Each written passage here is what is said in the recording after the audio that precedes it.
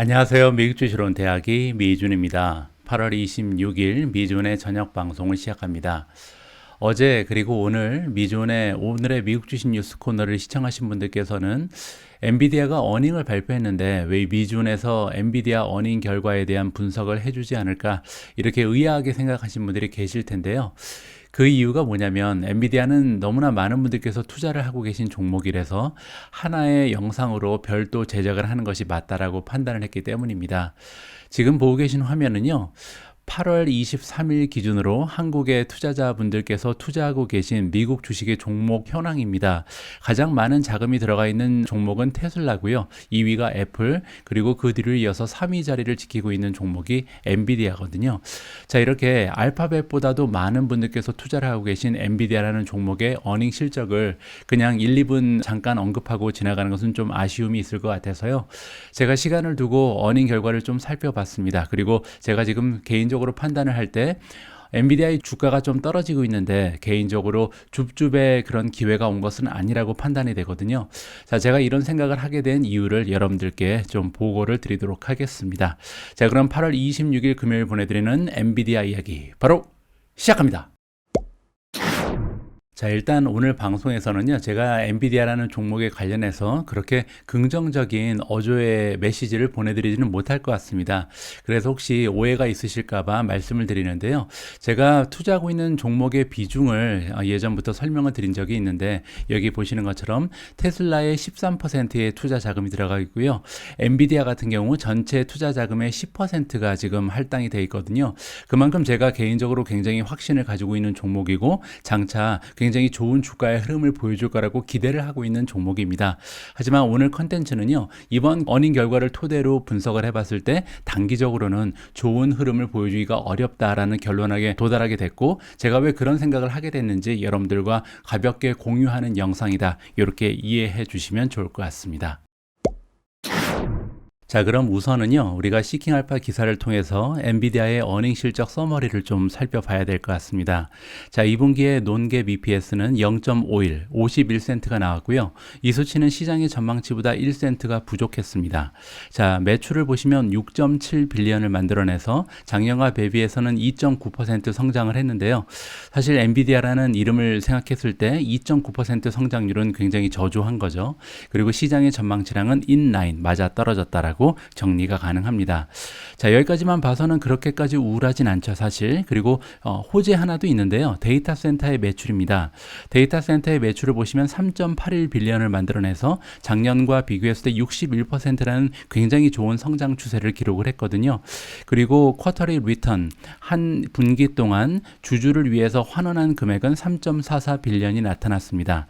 자, 여기까지 딱 보고 나면 엔비디아의 어닝 결과가 생각보다 좋진 않았지만 그렇게 걱정되는 수준은 아니다라고 결론을 내기가 쉬운데요. 사실 가장 어려운 부분은 아웃룩, 가이던스였습니다. 자, 3분기의 가이던스를 보시면 매출이 5.9 빌리언을 기록할 것이다라고 발표를 했는데요. 이 5.9 빌리언은 일단 이번 분기죠. 6.7 빌리언과 비교를 했을 때 2분기에 비해서도 훨씬 더 떨어지는 실적을 다음 분기, 3분기에 보고할 것이라고 지금 발표가 난 거잖아요. 따라서 매출이 하강하는 추세에 있고, 만약에 5.9 빌리언을 만들어내게 되면 작년 대비했을 때는 마이너스 성장의 가능성이 높죠. 자, 그리고 컨센서스는 6.92 빌리언입니다. 따라서 시장의 기대치는 6.9인데 지금 가이던스가 5.9가 나온 걸 봐서는 다음 분기에도 시장의 예상치를 맞아 성취하기는 굉장히 좀 어려운 상황이라는 것을 여기서 우리가 엿볼 수가 있는 거죠. 자, 그러면 도대체 왜 이렇게 매출의 추세가 좋지 않은지 우리가 각 영역별로 좀 살펴봐야 될 것 같은데요. 일단 여러분들이 알고 계셔야 될 부분이 있는데, 엔비디아 같은 경우는 그들의 사업 영역을 크게 4개로 나누어서 분석을 해줍니다.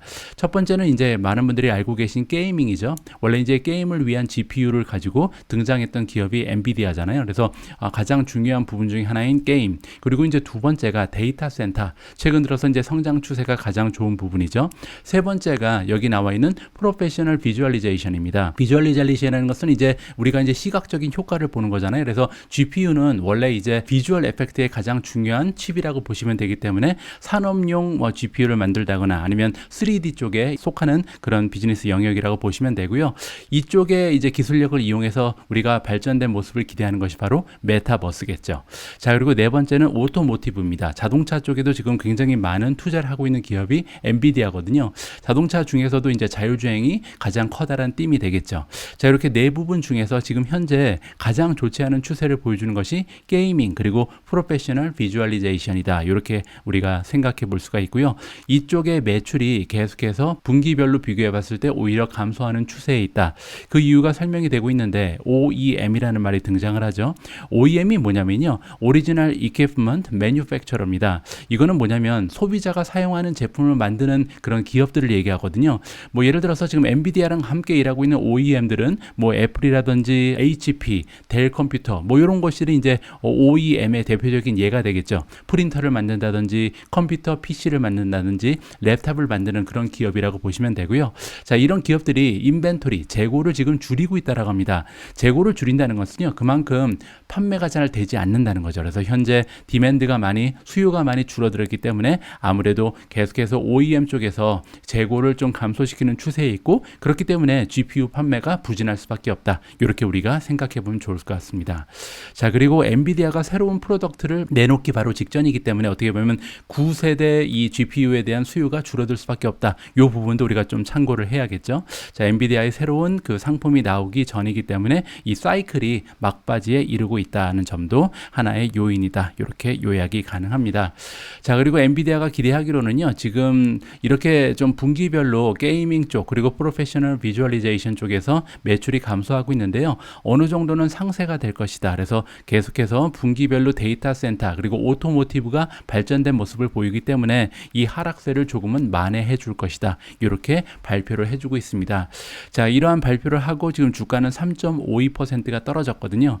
오늘 제가 이 영상을 만들면서 여러분들께 드리고 싶은 메시지는 지금 엔비디아가 3.5% 떨어졌으니까 줍줍 기회구나. 엔비디아는 언제든지 사도 되는 기업이니까 지금 사는 게 어떨까. 이렇게 좀 성급하게 판단하실 수가 있는데 저는 개인적으로 이번에 줍줍을 하지 않았습니다. 그 이유는요. 조금 더 떨어질 가능성이 있다. 그래서 엔비디아의 주가가 조금 더 떨어지고 나서 사야겠다는 생각을 하게 됐고 제가 왜 그런 생각을 하게 됐는지 여러분들께 그 내용을 좀 공유를 해볼까 합니다. 자, 오늘은요, 엔비디아의 어닝 결과 실적을 조금 더 자세히 들여다봐야 되겠습니다. 자, 그러기 위해서는 우리가 엔비디아의 인베스터 페이지에 들어가야 되거든요. 투자자들을 위한 페이지가 따로 마련되어 있습니다. 자, 구글에 가셔서요, 엔비디아 찍으시고 인베스터 릴레이션이라고 찍으시면 됩니다. 자, 이거는 이제 엔비디아 말고도요, 모든 기업들이 다 인베스터 릴레이션 부서를 가지고 있거든요. 그래서 웹사이트가 별도로 마련되어 있기 때문에 여러분들이 투자하고 계신 종목의 현황을 살펴보기 가장 좋은 웹사이트라고 보시면 됩니다. 가장 위에 나와 있죠. 엔비디아 인베스터 릴레이션즈 여기를 클릭하시면 되고요. 자, 지금 보시는 것처럼 엔비디아의 홈페이지 중에 인베스터 투자자들을 위한 각종 정보들이 깔끔하게 정리되어 있는 웹사이트로 우리가 진입을 했습니다. 자, 여기에 보시면 뭐 프레젠테이션 이벤트 같은 것들이 있고 그리고 우리가 오늘 살펴볼 내용은 파이낸셜 인포메이션 즉 어닝 결과를 보고 싶은 거잖아요. 여기를 클릭을 해보시죠. 자, 일로 들어오면요. 2023년 지금 회계 연도로서는 2023년입니다. 2022년이 작년이었고요. 따라서 올해 결과를 봐야 되는데 여기 보시면 Q1 1분기랑 2분기는 녹색으로 돼 있고 3분기 4분기는 아직 발표가 되지 않은 것을 우리가 확인해 볼 수가 있겠죠. 자, 우리가 이제 서머리를 자세히 들여다보는 방법은 여러 가지가 있지만 프레스 릴리즈만 봐도 대부분의 정보를 습득할 수 있기 때문에 일단 오늘은 프레스 릴리즈 기자들을 위해서 내놓은 스테이트먼트가 있거든요. 요거를 살펴보도록 하겠습니다. Q2를 누르시면 그쪽으로 이동이 가능하고요.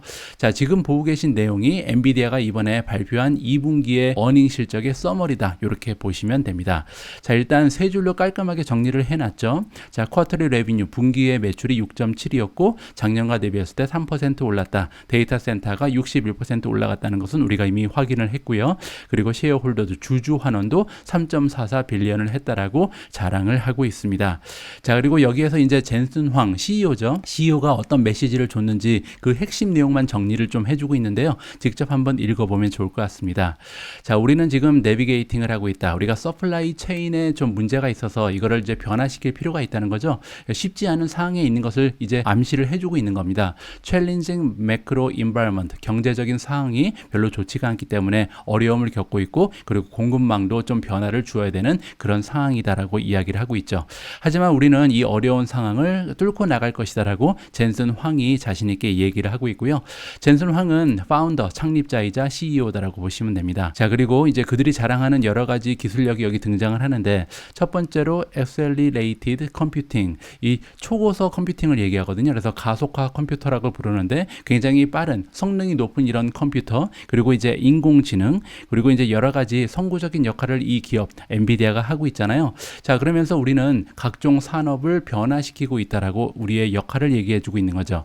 자, 그리고 최근 들어서는 오토모티브, 즉 이제 자동차 산업에도 관여를 하고 있다라고 얘기를 하고 있는데요. 왜냐하면 이제 자동차 산업은 더 이상 자동차 산업으로 보면 안 되고 테크 산업에 포함이 된다라고 얘기합니다. 자동차는 이제 도로 위를 다니는 컴퓨터다, 이렇게 우리가 해석해 볼 수 있을 정도로 많은 칩이 들어가고 그리고 각종 기술력이 집합되어 있는 것이 자동차라고 보시면 되거든요. 자, 그렇기 때문에 자동차 안에 앞으로 수십억 달러의 비즈니스 기회가 녹아져 있다. 따라서 이 부분을 굉장히 강조하고 있습니다. 자, 엔비디아는 여러분들 잘 알고 계신 것처럼 AI 쪽의 최고의 기업이라고 보시면 되는데 인공지능의 기술력이 발달하고 있기 때문에 이것이 우리 데이터 센터 비즈니스를 앞으로도 계속 끌고 나가고 있다고 얘기합니다. 자, 인공지능하고 데이터 센터가 무슨 상관이 있냐면요. 인공지능은 우리가 생각하는 컴퓨터잖아요. 근데 컴퓨터가 엄청난 정보력을 활용을 해서 점점 똑똑해지고 있는 게 인공지능이죠. 따라서 인공지능은요, 가장 중요한 것이 데이터입니다. 데이터가 쌓일 때마다, 그러니까 점점 더 많은 데이터가 모일 때마다 인공지능의 능력은 계속해서 올라갈 수밖에 없는 거거든요. 따라서 인공지능이 계속 발달하는 시대가 온다는 것은 그만큼 엄청난 양의 데이터가 계속해서 생성된다는 거고, 이 데이터를 저장하고 분석할 수 있는 툴이 필요하겠죠. 그러기 위해서는 데이터 센터가 가장 중요한 역할을 하는 하나의 기술력이다라고 보시면 되겠습니다. 자, 그렇기 때문에 인공지능이 진보하고 있는 것은 데이터 센터의 동력이다라고 보시면 되고요. 이 인공지능을 활용해서 최근에는 뭐 신약을 개발한다든지 뭐 기후변화에 대처를 한다든지 로봇을 만든다든지 이런 쪽에 계속해서 돌파구를 찾고 있다라고 이야기를 해주고 있는 겁니다. 자, 그리고 젠슨왕이 뭐라고 얘기해주고 있냐면 다음 달에 GTC 컨퍼런스를 한다. 그래서 이제 사람들을 모아놓고 우리 엔비디아가 이러이러한 기술력의 향상을 만들어냈습니다라고 이제 자랑하는 그런 프레젠테이션이 있거든요. GTC 컨퍼런스가 이제 다음 달에 있게 되는데 여기에서 우리는 RTX 칩의 진보된 모습도 여러분들과 공유를 할 것이다. RTX가요, 이제 그 게이밍에 사용하는 칩이라고 보시면 되고요. 새로운 버전이 등장을 하겠죠. 자, 그뿐만이 아니라 AI, 인공지능과 메타버스 쪽에 우리가 어떠한 혁신을 보여주고 있는지 여러분들께 자랑을 하겠다라고 지금 좀 얘기를 해주고 있습니다. 자, 그리고 다음 진보, 인터넷의 새로운 진화의 모습이 바로 메타버스 AI다. 이렇게 지금 정리를 해주고 있는 거죠. 따라서 엔비디아라는 기업에 우리가 투자하는 이유가 여기에 지금 등장을 하는 거죠. 앞으로 인터넷은 과거 10년, 20년 동안 우리의 생활을 굉장히 좀 많이 변화를 해왔는데 이제 인터넷이 다음 한 단계 더 진보하는 모습은 즉 인공지능과 메타버스로 흘러갈 것이다. 이렇게 지금 엔비디아가 얘기를 해주고 있는 거고요. 그렇기 때문에 우리가 그 분야에서 선구적인 역할을 하고 있고 우리가 가장 독보적인 기업이다라고 정리를 하면 될 것 같습니다. 자, 그러면요, 이번 분기에 이야기를 좀 해봐야 할 것 같은데 엔비디아 같은 경우는 갭 그리고 논갭을 동시에 이제 발표를 해주거든요. 갭과 논갭에 대해서는 제가 여러 번에 걸쳐서 설명을 해드렸지만 갭은요, Generally Accepted Accounting Principle의 약자입니다. 따라서 우리가 보통 공식적인 기록을 살펴볼 때는 갭을 봐야 되고요. 그리고 이제 갭을 가지고 불편한 점이 하나 있는데 어떤 점이 있냐면요, 기업이 이렇게 운영을 하다 보면 일회성 비용이 자주 발생을 하잖아요. 예를 들어서 커다란 인수합병이 있다든지 아니면 보너스를 이렇게 1년에 한 번씩 준다든지 이런 식으로 매달 아니면 매 분기마다 나타나는 비용이 아니고 일회성 비용이 굉장히 커다랗게 나왔을 때 이 비용 때문에 실적이 굉장히 원래 나타냈던 실적하고 다르게 표현이 될 수가 있죠. 그게 이제 갭이 가지고 있는 하나의 약점이거든요. 그거를 보완하기 위해서 만든 게 논갭입니다. 일회성 비용은 빼버리고 그래서 뭐 CEO를 위해서 지급한 굉장히 좀 커다란 인센티브라든지 커미션 같은 게 있으면 그걸 빼버리고 보너스를 뺀다는 거죠. 아니면 인수합병 때문에 굉장히 커다란 자금이 필요했다면 그런 비용들도 다 제외를 하면서 그러면 순수하게 이번 달에 벌어들인 돈 그리고 이 돈을 벌기 위해서 썼던 비용은 어떻게 되는가 이거를 분석해서 정확한 순이익을 계산해내는 것을 논갭이다. 이렇게 이해하시면 좋을 것 같습니다. 자, 어쨌든 이번 분기는요, 갭 그리고 논갭이 다 좋지가 않습니다. 한번 보시죠. 자, 레비뉴를 보시면 지난 분기랑 비교했을 때 19% 9%가 떨어졌죠. 그리고 작년과 대비했을 때 3% 정도밖에 못 올라갔습니다. 자, 그로스 마진도 문제인데요. 그로스 마진이 43.5%가 지금 발표가 됐는데 문제는 1년 전에는 64.8%의 굉장히 높은 총이익률을 만들어냈던 것이 엔비디아고 지난 분기에도 65%였습니다. 따라서 총이익률이 갑자기 이렇게 줄었다는 것은 매출이 줄었는데도 불구하고 비용 관리가 잘 되지 않았다는 거죠. 무려 21.3포인트가 작년 대비했을 때 그로스 마진 확 줄어드는 것. 이 부분도 역시 매출의 좀 둔화와 더불어서 굉장히 걱정되는 부분이라고 우리가 생각을 해볼 수가 있고요. 자, 그렇기 때문에 매출은 늘지 않았는데 여기 보시면 비용이 많이 들었다는 거죠. 그렇기 때문에 넷인컴, 순이익이 많이 줄었겠죠. 자, 이번에 순이익이요 656이라고 표시가 되어 있는데 전분기에는 1618이었고요. 작년에는 2374였습니다. 따라서 한눈에 딱 봐도 지금 문제가 좀 있구나. 656 밀리언이 얼마나 작은 숫자인지를 여기서 우리가 한눈에 살펴볼 수가 있는 거죠. 전분기에 비해서 순이익이 59%가 줄었고 그리고 작년 대비했을 때는 72%가 감소한 겁니다. 자, 그리고 어닝 퍼 쉐어가 나오죠. 어닝 퍼 쉐어는요. 여기 넷인컴 있잖아요. 이 넷인컴을 주식의 숫자로 나눈 겁니다. 한 주당 만들어낸 순이익이다. 이렇게 보시면 되고요. 이번 분기에는 0.26달러가 나왔는데 지난 분기에는 0.64였고요. 1년 전에는 무려 94센트였습니다. 따라서 한 주당 거의 1달러 가까이 만들던 회사가 이번 분기에는 26센트밖에 만들어내지 못한 거잖아요. 따라서 굉장히 좀 상황이 좋지 않구나라는 것을 이 표를 통해서 우리가 확인을 해볼 수가 있는 거죠. 자, 어닝 퍼 쉐어는 지난 분기랑 비교했을 때 59% 떨어졌고요. 자, 실적 작년과 비교했을 때도 72%가 떨어졌습니다. 자, 여기 보시면 순이익의 퍼센티지랑 그리고 EPS의 퍼센티지가 똑같잖아요. 그 얘기는 뭐냐면 주식의 개수가 거의 변하지 않았다는 거죠. 만약에 주식의 개수가 많이 변했으면 넷인컴과 이 EPS의 성장이 다른 모습을 보였겠죠. 자, 이렇게 확인하시면 되고요. 그리고 이제 밑으로 내려가시면 논갭이 나오잖아요. 만약에 이번 분기의 실적이 일회성 비용 때문에 이렇게 많이 둔화가 된 거라면 논갭 실적은 굉장굉장히 좋아야겠죠. 자, 그런데 보시면 넷인컴만 보죠. 넷인컴 보시면 62% 줄었고 그리고 작년 대비했을 때 51%가 줄었잖아요. 따라서 논갭으로 봐도 그렇게 좋은 수치는 아니구나라는 것을 여기서 우리가 눈치를 챌 수가 있습니다. 자, 논갭으로 EPS 보시면 51센트를 만들어냈죠. 그래서 한 주당 51센트를 만들어냈는데 지난 분기에는 1달러 36이었고요. 1년 전에는 1달러가 넘는 어닝 퍼 쉐어를 만들어냈던 것이 엔비디아다. 따라서 이번 분기 실적이 얼마나 좋지 않았는가를 여기에서 우리가 직접 확인을 해볼 수가 있었습니다. 자, 아까 제가 엔비디아가 가지고 있는 비즈니스의 모델을 4가지로 나누어서 우리가 정리를 할 수 있다고 말씀드렸잖아요. 첫 번째는 데이터 센터입니다. 작년 대비했을 때 61%나 성장을 했고요. 지난 분기에 비해서도 1%가 올라갔습니다. 하지만 이제 문제는 게이밍이겠죠. 게이밍 안에는 이제 비트코인도 들어가거든요. 비트코인을 채굴하기 위해서 사용되는 GPU도 게이밍 세그먼트에 들어간다는 것을 우리가 감안을 해야 될 것 같고요. 자, 일단 2분기에 레비뉴가 2.04가 나왔는데 작년 대비했을 때는 이 게이밍 쪽의 매출이 33%나 줄었습니다. 그리고 더 좋지 않은 것은요. 지난 분기랑 비교했을 때도 44%가 줄었거든요. 따라서 게이밍 쪽이 굉장히 좋지가 않구나라는 것을 다시 한번 볼 수가 있고요. 프로페셔널 비주얼리제이션 같은 경우는 496 밀리언을 만들어냈는데 작년과 비교했을 때 4% 정도가 줄었고요. 그리고 전분기랑 비교했을 때는 20%나 감소를 했습니다. 다행인 부분은요. 이쪽은 우리가 좀 미래를 위해서 좀 장기적으로 보면은 여러 가지 호재가 발생을 하고 있거든요. 뭐 예를 들어서 시멘즈라는 기업과 좀 그 파트너십을 넓혀 나가고 있다. 그러면서 산업용 메타버스 쪽에 계속해서 좀 많은 투자를 하고 있는 것을 다시 한번 확인을 해볼 수가 있고요. 자, 그리고 이제 옴니버스라는 게 나오는데 옴니버스 아바타 클라우드 엔진을 이번에 출시를 했다라는 소식이 전해지고 있습니다. 옴니버스는 뭐냐면요. 메타버스랑 비슷한 겁니다. 근데 이제 엔비디아 입장에서는 자기들만의 용어를 만들기 위해서 옴니버스라는 말을 붙인 건데요. 엔비디아는 인공지능의 기술력에 있어서 최고의 기업이죠. 그래서 옴니버스의 역할은 보통 뭐냐면 인공지능을 이 옴니버스 안에 투여를 하는 겁니다. 그래서 인공지능을 학습시키는 하나의 학습의 장으로 이용하는 메타버스다. 이렇게 보시면 되거든요. 왜냐하면 인공지능은 현실과 메타버스를 구분하지 못합니다. 따라서 만약에 내가 뭐 자율주행의 인공지능이라고 얘기를 하죠. 근데 이 자율주행을 담당하는 인공지능이 실제로 도로 위를 달리거나 아니면 이 도로를 그대로 구현해 놓은 이 메타버스에 들어가서 훈련을 받거나 인공지능이 느끼기에는 같은 효과가 있다. 이렇게 우리가 생각해 볼 수가 있거든요. 그러한 점을 이용을 해서 인공지능의 성능을 계속해서 향상시키는데 일조를 하고 있는 그런 비즈니스 모델이 옴니버스다. 그리고 이쪽에 지금 엔비디아가 엄청난 투자를 하고 있는 것으로 우리가 확인을 해보면 좋을 것 같습니다.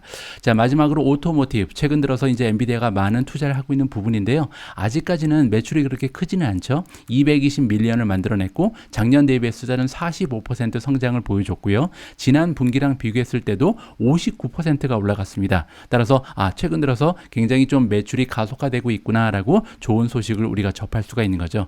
우리가 잘 알고 있는 자동차 기업들 니오라든지 리오토, 지두 뭐 이런 이름들이 등장을 하잖아요. 따라서 갈수록 많은 파트너십을 확보하면서 자율주행 쪽에 좋은 역할을 할 수 있다. 이렇게 우리가 기대를 하면 될 것 같습니다. 자, 지금까지는요, 우리가 엔비디아의 어닝 실적을 조금 자세히 들여다봤는데요. 자, 이제는요, 제가 왜 개인적으로 엔비디아를 줍줍할 시기가 아직은 아니다라고 생각하는지 여기에 대한 이야기를 좀 드릴까 합니다. 자, 엔비디아의 시킹알파 페이지에 들어와 있는데 이 엔비디아를 좀 다른 종목과 비교 분석해 놓은 그런 페이지를 좀 먼저 보여드리겠습니다. Peers가 있잖아요. 여기로 들어가시면 이제 각종 엔비디아랑 비견될 만한 이러한 반도체 종목들과 비교 분석을 해놨거든요. 요 밑으로 조금 내려오시면 이 레이팅이 있는데요. 일단 퀀트 레이팅을 좀 보시면 엔비디아는 홀드를 받고 있는데 대부분 다른 반도체 종목은 굉장히 좋은 평가를 받고 있잖아요. 자, 그러면 이 엔비디아가 다른 반도체 종목 뭐 TSMC라든지 아니면 브로드컴이라든지 퀄컴, AMD에 비해서 좋지 않은 퀀트 레이팅을 받는 이유가 뭘까 궁금해지죠. 밑으로 조금 내려가면요. 그 이유를 우리가 직접 확인해 볼 수가 있는데 다름이 아니라 두 가지 부분에서 F학점을 받고 있기 때문입니다. 첫 번째는 이제 밸류에이션 F학점을 받고 있고 두 번째는 D 플러스긴 하지만 EPS의 리비전 쪽에서 굉장히 좋지 않은 그런 추세를 보여주고 있거든요. EPS 리비전이라는 것은 최근 들어서 그 어닝에 대한 그 예상치가 조금씩 계속 감소하고 있는 추세에 있다. 따라서 비즈니스 현황이 좋지가 않다는 거죠. 자, 그리고 더 중요한 것은 밸류에이션인데 밸류에이션을 보시면 TSMC는 B-, 브로드컴은 C+죠. 그리고 퀄컴은 C+, AMD도 C+를 받고 있습니다. 그런데 유일하게 엔비디아만 F학점을 받고 있잖아요. 이러한 이유 때문에 투자 가치가 다른 종목에 비해서는 떨어진다라고 지금 시킹알파의 퀀트 스코어가 이야기를 해주고 있는 거죠. 자, 밑으로 조금 더 내려가시면 밸류에이션이 나와 있잖아요. 자, 밸류에이션 일단 PE 레이쇼를 논갭으로 좀 보면요. 논갭 P 레이쇼가 39.5배입니다. 자, 그런데 다른 종목을 보시면 16배, 11배, 11배, 18배, 24배가 나와 있잖아요. 자, 그리고 밑으로 조금 더 내려오시면 여기에 PE 갭이 나와 있죠. 자, 갭도 TTM으로 보시면 46배인데 엔비디아처럼 이렇게 비싼 종목이 없습니다. TSMC는 16배, 브로드컴이 26배, 퀄컴이 12배, 텍사스 인스트루먼트가 18배, 그리고 AMD가 유일하게 40배를 보여주고 있거든요.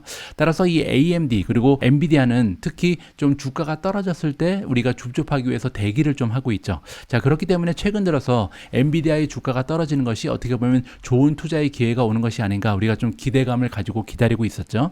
자, 밸류에이션 페이지로 가시면 지금 현재 PER이 나쁘지가 않습니다. PE 레이시오 TTM으로 보시면 46배가 기록이 되고 있는데 엔비디아의 과거 5년 평균을 보시면 58배거든요. 자, 그리고 이거는 이제 갭이었고요. 논갭을 보시면 PE 레이시오 논갭이 39.5배 그리고 과거 5년의 평균은 48배입니다. 따라서 여기까지 보면요. 지금 엔비디아를 사야겠구나. 왜냐면 예전에 그 역사에 비해서 엔비디아의 주가가 많이 떨어지면서 밸류에이션이 F학점을 받고 있지만 좋은 진입 시점이 찾아왔구나라고 우리가 좀 섣불리 판단을 할 수가 있다는 겁니다. 자, 그런데 아까 우리가 어닝 실적을 살펴봤잖아요. 거기로 다시 들어가서 한 가지 수치를 좀 봐야 됩니다. 자, 갭으로 보시면요. 지금 현재 어닝 퍼 쉐어 EPS가 0.26센트가 나왔잖아요. 그래서 26센트가 나왔는데 0.26달러죠. 자, 26센트인데 이거는 한 분기에 만들어낸 겁니다. 그런데 아까 우리가 가이던스를 봤을 때 앞으로 다가오는 분기에 이번 분기보다 실적이 더 저조할 것이다라고 이야기가 나왔잖아요. 그게 굉장히 중요합니다. 그 얘기는 뭐냐면 지금 2분기에는 26센트를 만들어냈지만 3분기에는 26센트보다 오히려 더 실적이 떨어질 가능성이 있다라고 직접 가이던스를 던져줬죠.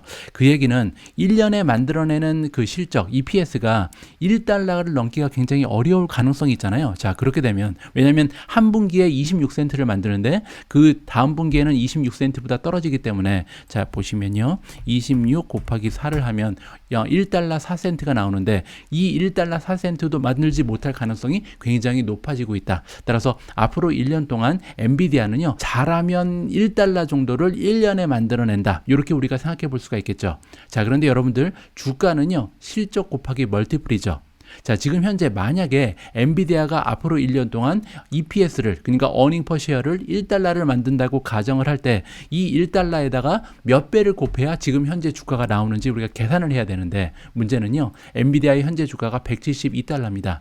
이 얘기가 뭐냐면, 만약에 앞으로 향후 1년 동안 엔비디아가 한 주당 만들어내는 어닝이 1달러에 불과하다면 멀티플이 172배가 붙어야 엔비디아 주가 172가 나오게 되는 거죠. 따라서 지금 현재 주가가요, 앞으로 1년 동안 만들어낼 EPS에 비해서 너무나 많이 올라가 있는 상황입니다. 앞으로 172배를 줘야 살 수 있는 주식이 된다는 거죠. 그 얘기는 아마도 실적이 갑자기 좋아지지 않는 한 멀티플이 계속해서 감소하면서 주가가 떨어질 가능성이 굉장히 높아지고 있다. 저는 개인적으로 그렇게 판단을 하거든요. 엔비디아라는 성장 주식은 아무래도 미래에 대한 가치를 많이 쳐줄 수 있기 때문에 멀티플이 뭐 100배 정도까지 올라갈 가능성도 있죠. 하지만 100배 올라간다고 해도 만약에 EPS가 1달러에 불과한다면 1 곱하기 100을 하면 100달러잖아요. 따라서 현재 주가 172에서 100달러까지도 뚝 떨어질 가능성이 있는 겁니다. 물론 이제 앞으로 어떤 일이 벌어지면서 이 실적이 계속 변화할지는 아무도 알 수 없고요. 그리고 이제 매크로 상황의 급격한 변화, 뭐 예를 들어서 전쟁이 갑자기 종료가 된다든지 이런 일이 발생할 가능성도 높지만, 그럼에도 불구하고 지금 현재 172달러라는 주가를 가지고 진입 시점으로 삼기에는 너무나 리스크가 큰 상황이다. 저는 개인적으로 이렇게 정리를 해드리고 싶습니다. 제가 오늘 준비한 내용은 여기까지입니다. 오늘 방송에서는요, 엔비디아의 어닝 실적을 좀 자세히 살펴보고요. 거기에 제가 개인적으로 가지고 있는 주관적인 의견 역시 여러분들께 공유를 드렸습니다. 자, 앞으로도요, 이런 형식의 어닝 결과 분석을 원하시면 여러분들이 원하시는 티커네임, 종목의 이름을 좀 적어주시면요, 제가 공부해서 여러분들과 함께 분석한 내용, 그리고 저희 개인적인 의견을 여러분들과 공유하는 기회를 갖도록 하겠습니다. 자, 오늘 방송 마지막까지 함께 해주신 모든 분들께 진심을 담아 감사의 말씀을 드립니다. 이번 주에도 오미주, 그리고 월가의 목소리, 미준 방송과 함께 해주셔서 정말 감사드리고요. 주말에 방송은 없습니다. 저는 다음 주에 조금 더 향상된 컨텐츠 가지고 다시 인사드릴 수 있도록 하겠습니다. 우리 모두가 미국 주식 투자로 은퇴하는 그날까지 다 함께 화이팅입니다. 행복한 하루 되세요. 감사합니다.